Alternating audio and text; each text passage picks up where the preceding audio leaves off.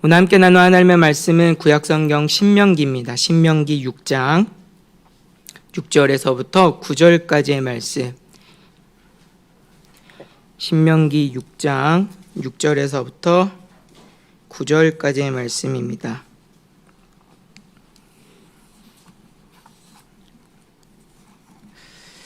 우리 한 목소리로 함께 읽도록 하겠습니다. 신명기 6장 6절에서 9절까지의 말씀. 시작. 오늘 내가 내게 명하는 이 말씀을 너는 마음에 새기고 내 자녀에게 부지런히 가르치며 집에 앉았을 때에든지 길을 갈 때에든지 누워있을 때에든지 일어날 때에든지 이 말씀을 강론할 것이며 너는 또 그것을 내 손목에 매어 기호를 삼으며 내 미간에 붙여 표로 삼고 또 내 집 문설주와 밭간문에 기록할지니라. 아멘. 여러분, 부모님이라고 한다면 누구나 다 자녀들에 대한 기대와 소망을 가지고 계실 것이라고 생각을 합니다. 하나님을 신앙하는 자로서 우리가 자녀들에게 가져야 되는 기대 또 소망이 있다고 한다면 어떤 것이 있을까요? 여러 가지 많은 것들을 우리가 얘기할 수 있겠지만 기본적으로 이 세 가지는 우리가 기대하고 소망할 수 있어야 된다고 생각을 합니다. 먼저 첫 번째는 자녀의 행복에 대한 소망이 우리 안에 있어야 됩니다. 자녀에 대한 행복. 세상에 어떤 부모도 자식이 불행하기를 원하는 사람은 없을 것입니다. 누구나가 다 자녀들이 행복하길 원할 것인데, 그러나 우리가 여기서 기억해야 되는 행복이라고 하는 것은 세상이 얘기하는 그런 행복을 말하는 것이 아닙니다. 어떤 상황이나 조건이 되었을 때 움직여지는 그런 만족감 또는 감정적으로 움직여지는 그런 행복이 아니라 우리 주님께서 우리에게 약속해 주신 샬롬의 은혜, 상황과 환경을 초월해서 우리가 누릴 수 있는 참된 만족과 기쁨, 그 행복이 오늘 우리의 자녀들에 있기를 우리는 소망할 수 있어야 합니다. 두 번째는 성공적인 삶에 대한 기대 그리고 소망이 우리 안에 있어야 됩니다. 물론 여기서도 말하는 것은 세상이 말하는 성공은 아닙니다. 여기서 말하는 성공은 세상의 부귀 영화를 누리면서 떵떵거리면서 사는 그런 성공이 아니라 하나님이 오늘 내 삶에 두신 뜻이 무엇인지 알고 그 목적과 계획을 완수하며 사는 삶, 그것이 우리의 삶의 성공인 줄 믿습니다.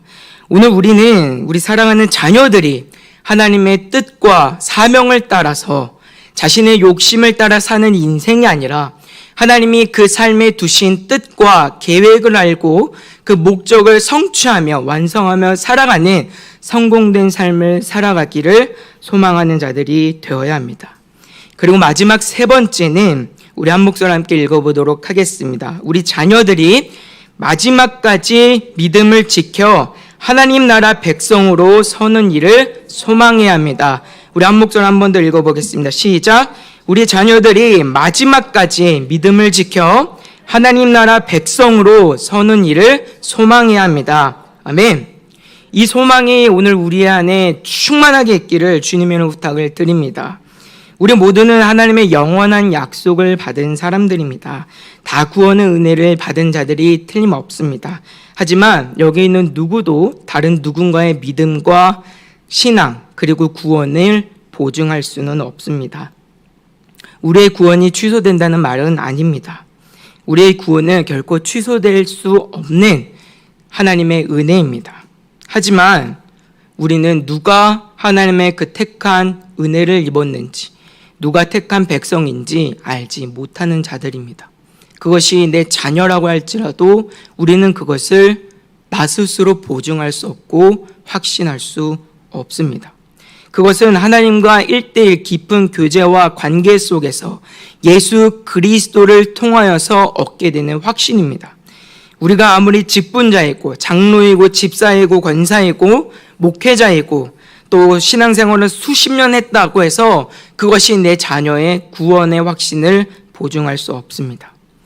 그래서 우리는 끝까지 누가 믿음으로 설 수 있는지에 대해서 알지 못합니다. 그렇기 때문에 오늘 우리는 특별히 우리의 사랑하는 자녀들이 믿음 안에 끝까지 서서 하나님 나라 백성으로 살아가기를 기대하고 기도하고 소망하는 자들이 되어야 합니다.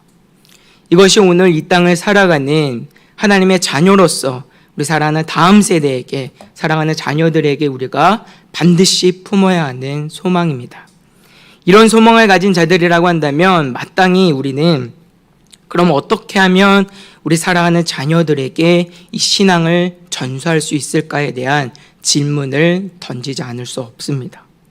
우리 자녀들이 정말 행복하기 위해서, 정말 우리 주님이 약속하신 그 샬롬의 평강의 은혜를 누리기 위해서, 하나님의 뜻과 계획을 성취하며 살아가는 그 성공된 삶을 살아가기 위해서 끝까지 어떤 일이 있다 할지라도 믿음으로 사랑하는 자녀들이 서서 하나님의 백성이 되는 그 일들은 결국 사랑하는 저들이 신앙으로 서지 않으면 할 수 없는 일이기 때문입니다.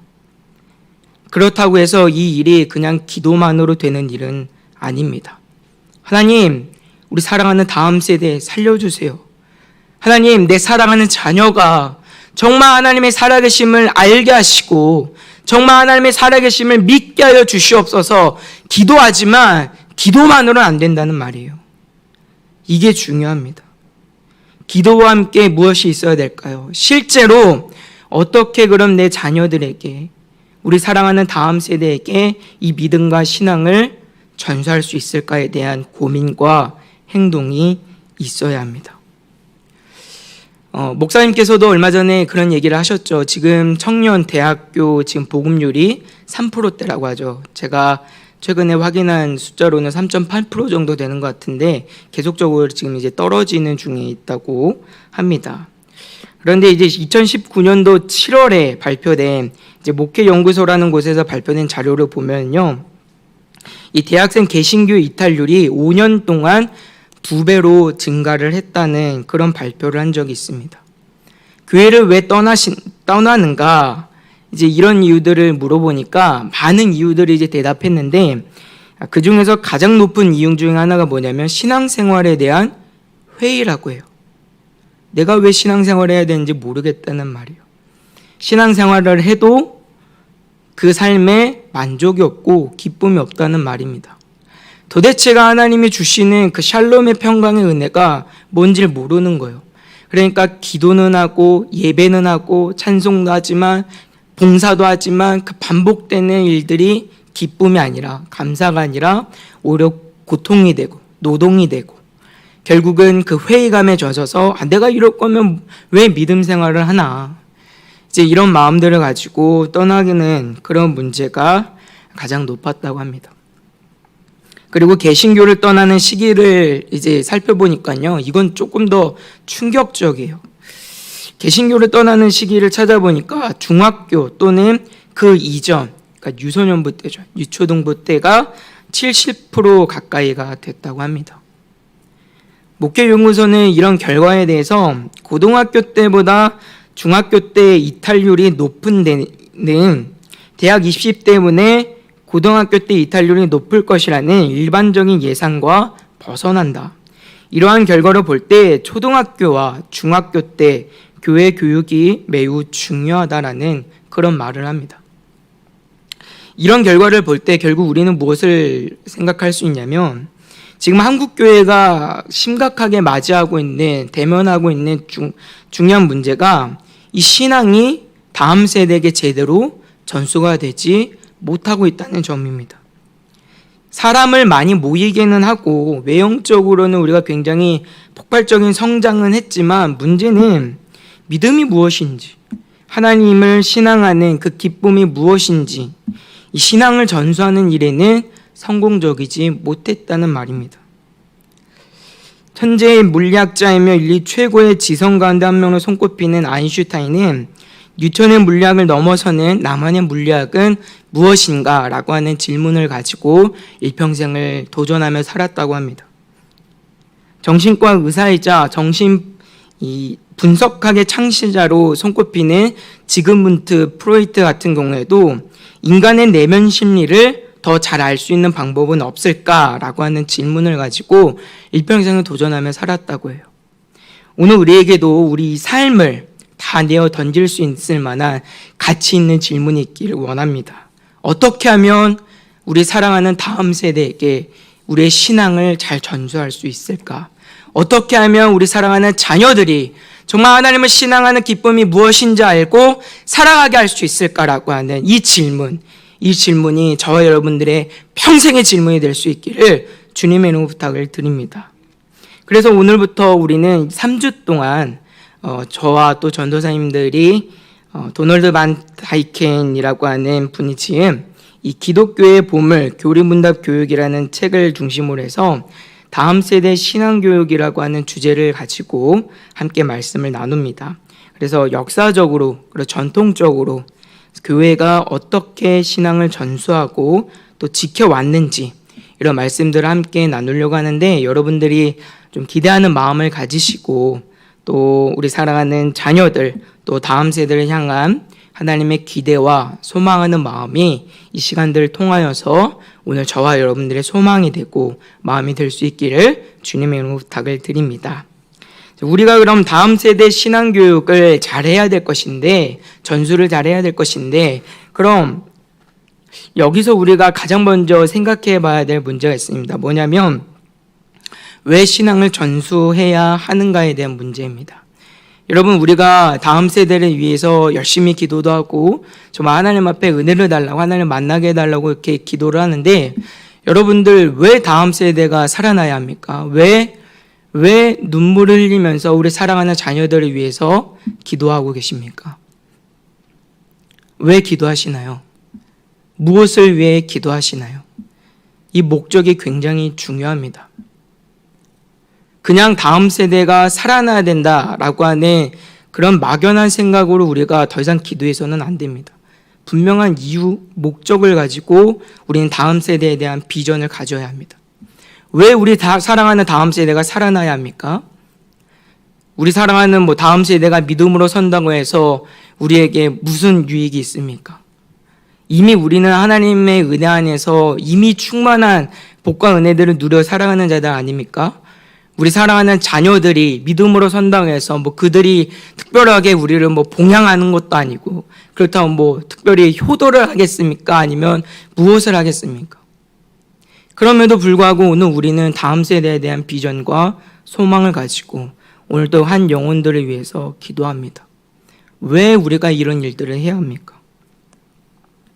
많은 경우에는 어떤 경우에는 이제 그런 생각들이 있죠. 막연한 생각, 아니면 이유와 목적이 없이 그냥 막연하게 다음 세대에 대한 기도를 하는 경우들도 있고, 또 대부분의 경우에는 사실 하나님이 하라고 하셨으니까 라고 하는 이유가 클 것입니다. 대부분의 경우는 하나님의 명령으로 주어진 의무이니까, 우리가 해내야만 하는 사명이니까 이렇게 인식을 할 수 있을 텐데, 그러나 여러분들 기억하셔야 됩니다. 신앙을 전수하는 일, 우리 사랑하는 다음 세대를 살리는 일은요, 그냥 하나님의 명령과 아무 이유와 목적 없이 하는 것이 아닙니다. 거기에는 보다 더 높은 정말 가치 있는 의미가 그곳에 담겨져 있어요. 그게 무엇이냐면 우리가 하나님을 사랑하기 때문입니다.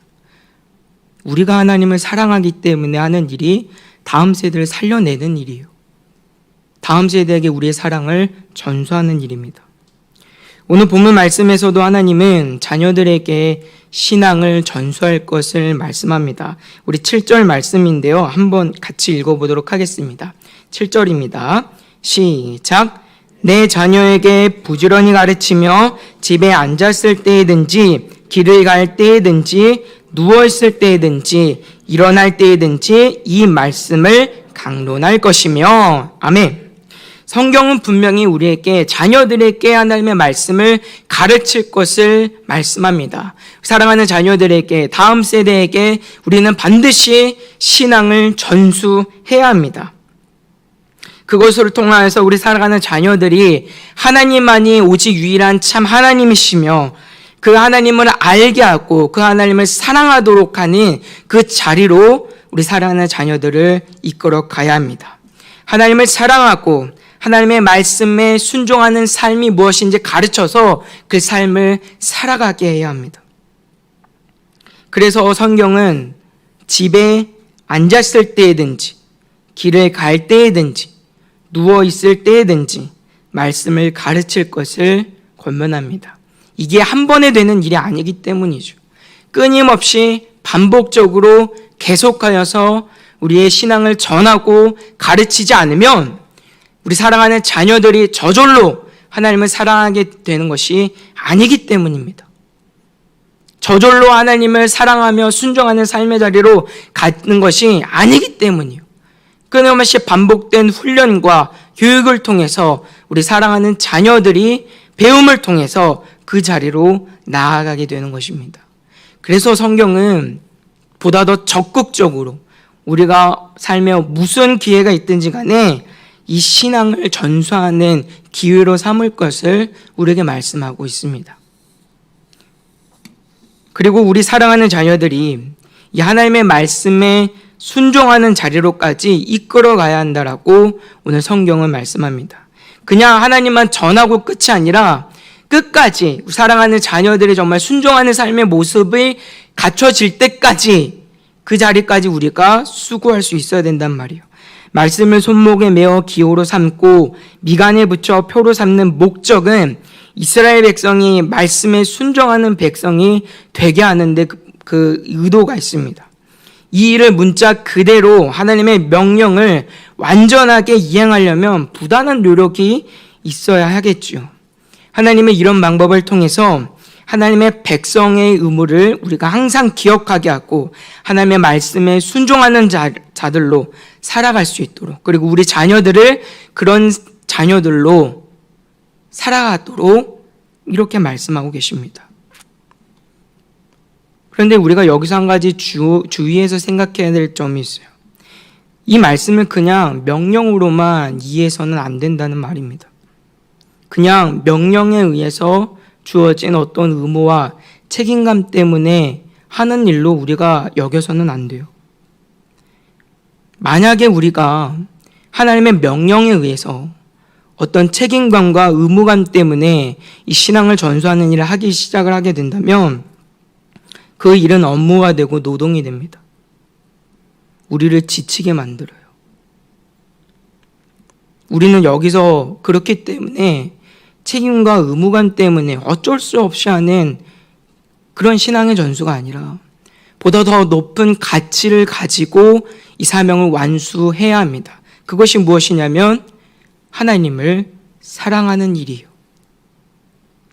우리가 다음 세대의 신앙을 전수하고 교육하는 일은 우리가 하나님을 사랑하기 때문에 하는 일입니다. 여러분 하나님 사랑하십니까? 하나님이 여러분 사랑하시는 걸 믿으십니까? 그래서 오늘 우리는 다음 세대에게 신앙을 전수하는 것입니다. 그래서 오늘 우리가 눈물로 다음 세대에게 씨앗을 뿌리고 기도하는 것입니다. 우리 주님께서 그렇게 말씀하셨어요. 첫 계명으로 주신 말씀이 무엇이죠? 하나님을 사랑하라. 오늘 말씀에서도 우리가 읽진 않았지만 4절과 5절 말씀을 보면 자녀들에게 신앙을 전수하기 전에 무엇을 말씀하시냐면 하나님을 사랑할 것을 먼저 가르칩니다. 우리가 하나님의 말씀을 우리 마음에 새기고 그것들을 부지런히 우리 자녀들에게 가르치고 전하는 일은 만군의 여호와 하나님, 만왕의 왕 되시고 만주의 주 되신 그 하나님을 우리의 모든 것을 다해서 사랑하는 일이고 방법이기 때문이라고 오늘 성경 우리에게 말씀하고 있어요. 우리가 여기에 목적의식을 가져야 합니다. 그냥 어떤 책임감 때문에 하는 것이 아니에요. 하나님이 나를 사랑하셨기 때문에, 내가 하나님을 사랑하기 때문에 우리가 감당하는 것이 신앙 교육이고 신앙의 전수라는 말입니다. 그렇기 때문에 우리가 우리 사랑하는 자녀들을 오래 참고 기다리며 견책하고 가르치고 반복되는 그 일들을 할 때 지치지 않을 수 있어요. 포기하지 않을 수 있어요. 낙심하지 않을 수 있습니다. 그 일들을 감당할 때 오히려 기쁨이 생기고 감사가 생기고 소망이 있게 되는 거예요. 하나님을 사랑해서 하기 때문에. 그러니까 우리의 모든 애씀과 노력을 다 쏟아부어도 우리의 삶을 그 다음 세대를 살리는 그 사명에 다 내어 던져도 아깝지가 않는 것입니다. 결국 우리 자녀들에게 말씀을 가르치고 신앙을 전수하는 일은 그 어떤 일보다 우리가 하나님을 사랑하는 최고의 방법이라는 것을 저와 여러분들이 깨달을 수 있기를 주님의 이름으로 부탁을 드립니다. 그래서 우리가 다음 세대 신앙교육을 포기할 수가 없습니다. 멈출 수 없습니다. 만약 우리가 이 거룩한 일, 다음 세대에 대한 소망을 포기하고 신앙을 전수하는 일을 포기한다면 내가 하나님을 사랑하는 일을 포기하는 것과 똑같은 일이 되기 때문이에요. 그래서 교회는 지금까지 신앙에 전수하는 일들을 계속해서 감당해 왔습니다. 수많은 도전과 수많은 방해 속에서도 교회는 계속해서 다음 세대를 향하여 소망을 품고 그 믿음과 신앙을 계속해서 전수해 왔어요. 그 끝에 오늘 우리가 서 있습니다. 그리고 이제 우리가 다시 이 신앙을 전수하는 그 일들을 감당해야 합니다. 자, 그렇다고 한다면 교회는 어떻게 지금까지 신앙을 전수해 왔을까요? 답은 있습니다. 교리문답이요. 교리문답. 교리문답 교육은 교회가 역사적으로 그리고 전통적으로 사용해온 특정한 이 신앙의 전수 방법이고 교습 방법입니다. 그리고 교회가 이런 방법을 통해서 신앙을 전수해온 이유는 이 방법이 하나님이 주신 가장 효과적이고 효율적인 방법이었기 때문이에요. 대표적으로 하이델베르크나 아니면 웨스트민스터 대소요리 문답, 여러분도 한 번씩 다 들어보셨을 텐데, 대표적으로 이런 교육들을 통해서 교회는 신앙을 전수해 왔습니다. 왜 그러면 교리문답인가? 이미 이런 얘기들을 할 때부터 여러분들 머릿속에는 딱딱하고 뭔가 어려운 느낌을 많이 받으실 텐데, 사실 교리라고 하는 것이 이렇게 막 어려운 건 아니에요. 먼저 성경이 무엇인지 우리가 잘 이해를 해야 되는데, 성경은 여러분 이야기로 구성이 되었습니다. 이야기로 구성이 되어 있어요. 창세기는 어떤 이야기입니까? 족장들의 이야기예요. 출애굽기, 민수기, 신명기는 어떤 이야기입니까? 애굽을 떠나서 가나안 땅으로 들어가는 이스라엘 백성들의 이야기를 기록하고 있습니다. 여호수아와 사사기는 어떻죠? 가나안 정복과 정착의 이야기를 우리에게 말씀하고 있어요.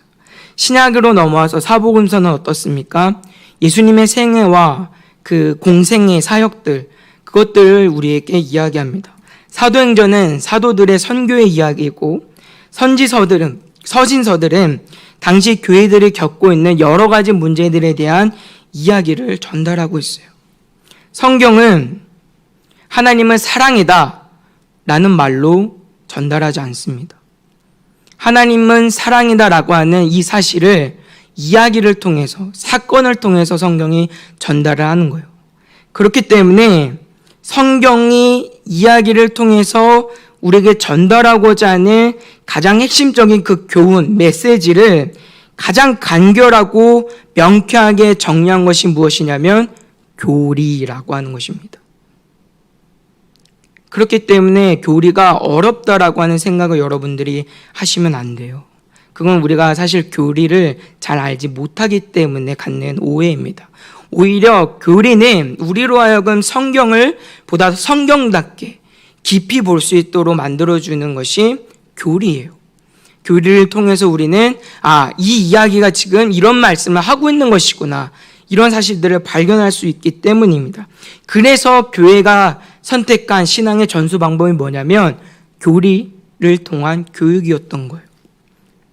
이야기를 통한 어떤 전달, 사실 전달이 아니라 그 속에 감춰져 있는 정말 우리가 알아야 되는 핵심적 메시지, 그것을 알 때 우리가 누릴 수 있는 그 기쁨을 전달하기 위해서 교회가 선택한 것, 그리고 하나님이 주신 지혜가 교리, 교육이었다는 말이에요. 자, 그러면 왜 이 교리를 문답 형식을 통해서 전달했을까? 문답이라고 하는 것은 질문을 하고 그 질문에 대한 답을 하는 형식에 대한 교수법을 말하는 것이에요. 우리가 여러분들 잘 아시겠지만 소요리 문답 1문 같은 경우에 사람의 제일 되는 목적은 무엇입니까? 라고 질문을 던질 때 거기에 대한 답이 쫓아오죠. 사람의 제일 되는 목적은 하나님을 영화롭게 하는 것과 그분으로 영원토록 즐거워하는 것입니다. 이런 답변들을 하잖아요. 교리를 전달하고 가르칠 때 이런 문답 형식을 통해서 교회가 신앙을 전수하고 가르쳤다는 말입니다. 그러면 왜 이런 문답 형식을 통해서 가르쳤을까? 여기에는 중요한 이유가 두 가지가 있습니다. 첫 번째는 답을 하는 사람으로 하여금 신앙을 고백하게 하는 행위가 여기에 담겨져 있는 거예요. 그러니까 사람의 제일 되는 목적은 무엇입니까? 라고 할 때 사람이 대답을 하잖아요. 사람의 제일 되는 목적은 하나님을 영화롭게 하는 것이고 그분으로 영원토록 즐거워하는 것입니다. 이제 이 대답을 할 때 그 속에 자신의 믿음과 신앙을 고백하게 하는 행위가 이 문답 형식을 통해서 취해 있다는 말입니다. 그리고 두 번째는 질문에 대한 답을 통해서 이 사람이 지금 어느 정도, 어느 수준으로 이 내용들을 이해하고 익히고 있는지를 파악하는 데 그 의도가 있어요. 다시 말해 교리 문답을 통해서 하나님의 말씀을 가르쳤을 때 거기에 대한 사람들의 반응을 듣고 그들의 지식의 깊이를 측정하면서 지금 이 사람에게 가장 필요한 내용, 효과적인 그 내용들을 전달할 수 있도록 구성이 된 것이 교리 문답 형식이었다는 말입니다. 그래서 교회는 이 교리 문답 형식을 통해서 신앙을 전수하고 하나님의 성경, 이 말씀을 가르쳐 왔습니다. 이런 모습은 이미 구약에서부터 우리가 찾아볼 수 있는 모습이에요. 오늘 성경 말씀에서도 우리가 볼 수 있는 대목이긴 한데 모세가 살던 때를 여러분 한번 생각을 해보시기 바랍니다. 모세가 살던 때 종이가 있었을까요? 교수할 수 있는, 교육할 수 있는 뭔가 도구나 이런 것들이 충분히 준비가 되어 있었을까요? 그렇지 않습니다. 그렇기 때문에 이 시대 속에서 하나님의 말씀, 이 성경을 가르치고 전수하려면 두 가지를 이용할 수밖에 없어요. 첫 번째는 뭐냐? 말을 정확하게 기억하는 능력입니다. 어떤 말을 전에 들었을 때 그 말을 기억하는 능력. 그리고 두 번째는 말을 통해서 전달하는 능력이에요. 가르치는 능력입니다. 책이나 발달된 교육 도구를 가지고 가르칠 수 없기 때문에 듣고 말하고 묻고 대답하는 형식을 통해서 이스라엘 백성들은 신앙을 전수하고 가르쳤다는 말이에요. 이것이 오늘날에도 이 유대인들의 학습 방법 중에 그대로 나타나고 있죠. 하브루타라고. 여러분 하브루타 다 알고 계시죠? 하브루타가 특별한 것이 아닙니다. 질의응답을 통해서 자꾸 질문을 던지고 거기에 대한 답을 내는 그 대화 방법이에요.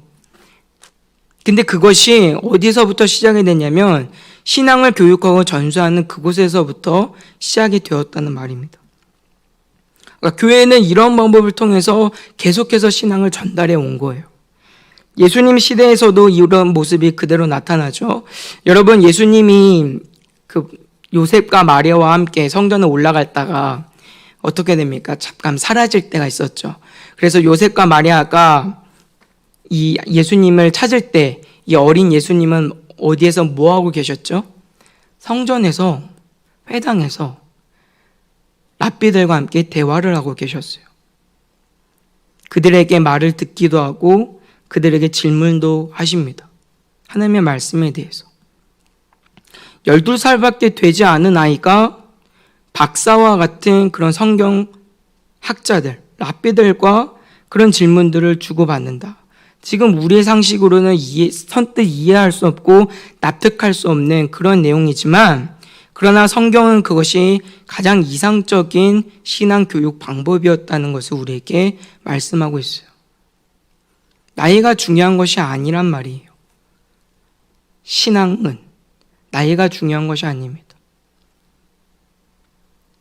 얼마든지 질문하고 답하는 이런 문답 형식을 통해서 신앙 교육을 할 수 있다는 걸 성경이 가르쳐주고 있는 거예요. 초대교회 때도 이런 가르침을 중시해서 아예 이때는 교리문답 교사라고 하는 이 일을 전적으로 감당하는 지휘도 따로 만들어 놓고 이집트의 알렉산드리아 교회에는 초대교회 시대의 모든 교육기관들 중에서 가장 훌륭한 것으로 여겨질 만큼 정평에 나 있는 학교를 하나 설립하게 되는데 그 학교가 교리문답을 하는 학교였다고 해요. 우리에게 어거스틴으로 알려진 아우구스티누스, 이 아우구스티누스도 배우지 못한 자들을 교리문답으로 교육하기라고 하는 책을 짓게 됩니다. 이런 책을 통해서 지혜롭게 어떻게 교리문답으로 가르치는지 그 과정들을 상세하게 설명을 하고 있어요. 종교개혁 시대로 또 넘어와 보면 종교개혁자들은 말할 것도 없죠. 이들이 가장 첫 번째로 기울인 노력은 어디에 있습니까? 어떻게 하면 하나님의 말씀, 진리를 잘 가르칠 것인가에 대한 고민이었고 그 일들을 위하여서 교리문답 교육을 아주 활성화시킨 때가 이 종교개혁 시대예요. 제네바에서 칼빈 같은 선생님은 이 교리문답을 전 과정이 55주, 1년이 넘는 과정 동안에 주일에 걸쳐서 교리문답을 가르치면서 이 신앙을 전수하고 가르쳤다고 하고, 루터 같은 경우에도 심혈을 가장 기울였던 부분 중에 하나가 어린이들과 교육받지 못한 사람들을 기독교 신앙의 원리로 가르치기 위해서 교리문답서를 작성하는 일이었다고 합니다. 이 시대의 모든 종교개혁자들은 다 이러한 방법들을 통해서 신앙교육을 하는 일들을 천심전력했습니다. 종교개혁 이후에는 어떻습니까? 네덜란드 의회는 아르미니스주의 이 논쟁을 해결하기 위해서 도르트 회의라고 하는 회의를 소집하게 되는데, 이 회의 안에서 교회 안에 교리문답 교육이 견고하고 지속될 수 있는 그런 방안들을 마련을 해서 결의를 했다고 해요. 그리고 지금의 미 대륙을 발견한 청교도들은 어떻습니까? 정말 이 신앙을 전수하기 위해서 정말 가진 노력들을 한 사람들이 이 사람들이요. 여러분들 잘 알고 계시는 소요르 문답 있죠. 그게 작성된 이유가 청교도들이 그걸 가지고 어린 자녀들을 가르쳤다고 합니다. 6세 되는 아이들이 그 소요르 문답을 통해서 신앙을 배우고 전수를 받았다고 해요. 그렇게 교회는 이 교리문답이라고 하는 형식을 통해서 하나님의 말씀을 배우고 신앙을 전수하는 일들을 계속해서 해오게 되었습니다. 저는 우리가 이런 내용들을 살피면서 그런 도전을 받았으면 좋겠어요. 그러니까 우리도 지금 당장 교리 교육을 해야 된다. 제가 이 말씀을 드리고자 하는 것은 아닙니다. 교회는 어떻게든 다음 세대에게 신앙을 전수하기 위한 끊임없는 노력과 고민이 있었다는 점을 우리는 주목해야 돼요. 세대마다, 시대마다 교회가 끊임없이 이 교리문답이라고 하는 이 내용들을 통해서 어떻게든지 간에 신앙을 전수하기 위해서 몸부림쳤다라는 거, 그걸 우리가 주목을 할 수 있어야 됩니다. 제가 오늘 여러분들과 함께 이 말씀을 준비하고 나누면서 그런 도전이 좀 있었으면 좋겠어요. 당장에 우리가 교육을 하자, 그게 아니에요. 교육하면 우리 사랑하는 다음 세대들 다 살려낼 수 있다, 다 살아난다, 이런 말씀 드리고 싶은 것도 아니에요. 교회가 하나님을 사랑하는 마음을 가지고 다음 세대에 대한 비전을 가지고 소망을 가지고 어떻게든 그 믿음과 신앙을 전수하기 위해서 몸부림칠 때 하나님께서 거기에 가장 합당한 방법과 효율적인 길들을 제시해 주시고 그 일들을 감당하게 하셨다라는 이 사실이 오늘 저와 여러분들의 도전이 될 수 있기를 주님을 부탁을 드립니다. 우리가 노력한다고 해서, 우리가 어떤 방법을 고안해낸다고 해서 신앙교육이 되는 건 아니에요. 하지만 우리가 그 일들을 소망할 때, 하나님 앞에 은혜를 구할 때 하나님이 반드시 그 사명을 감당할 수 있을 만한 지혜와 능력을 우리에게 허락해 주실 줄 믿습니다. 교회는 그 믿음과 소망 안에서 지금까지도 믿음을 지켰고 믿음을 전수해 오고 있습니다. 여러분, 교회가 쉽게 신앙을 전수할 수 있는 것은 아닙니다. 끊임없는 고민과 사투가 있어야 됩니다. 그럴 때마다 하나님께서 적절하게 유효한 방법들과 은혜들을 우리에게 마련해 주실 것입니다. 그 기대와 소망이 저 여러분들의 있기를 주님의 이름 부탁을 드립니다. 교회는 지금껏 이렇게 신앙을 전수해 왔습니다. 이제는 우리 차례입니다. 우리의 믿음의 선진들이 우리에게 물려준 이 위대한 신앙과 유산들을 이제는 어떻게 하면 우리 사랑하는 다음 세대들에게 전하고 물려줄 수 있을까? 이제는 우리의 싸움입니다. 우리의 신앙의 선배들이 무슨 조건이 되고 환경이 되고 그 사람들이 뛰어났기 때문에 신앙을 전수했던 건 결코 아니에요. 우리의 태만과 이기심과 나태함과 게으름이 우리 자녀들이 예수 그리스도 안에서 누릴 수 있는, 또 누려야 하는 그 풍성한 은혜를 온전히 물려받는데 실패하지 않을 수 있도록 힘쓰는 저와 여러분들이 되어야 합니다. 하나님을 사랑하는 마음으로 우리 사랑하는 다음 세대에게 신앙을 잘 전수하여서 하나님 나라를 세워가는 이 거룩한 그리고 영광스러운 사명을 잘 감당해 나가는 저와 여러분들 되시기를 주님의 이름으로 부탁을 드립니다. 3주 동안에 또한 남아있는 2주의 시간들 동안에 또 전도사님들께서 함께 말씀들을 나눌 때 교회가 간직했던 그 치열한 영적 싸움들, 신앙을 전수하기 위한 그 몸부림들 여러분들이 잘 배우고 익히셔서 오늘 우리 살아가는 교회가 다음 세대들을 살려내고 우리의 가정을 살리고 이 나라 민족을 살려내는 놀라운 교회가 공동체가 될 수 있기를 주님의 이름으로 소망합니다. 기도합니다. 하나님 아버지 감사합니다. 하나님 다음 세대에 대한 소망과 비전이 우리에게 있게 하여 주시옵소서. 교회는 다음 세대를 향한 이 신앙의 전수를 위하여서 늘 끊임없는 고민과 사투를 해왔습니다. 하나님 아버지 그 고민과 사투가 있었기에 오늘 우리가 믿음 위에 서 있습니다.